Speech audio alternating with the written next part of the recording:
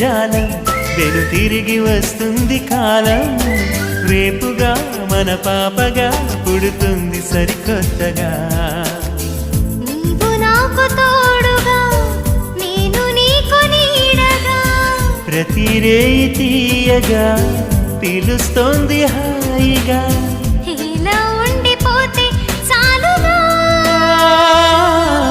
నువ్వంటే నాకిష్టమని అన్నది నా ప్రతి శ్వాస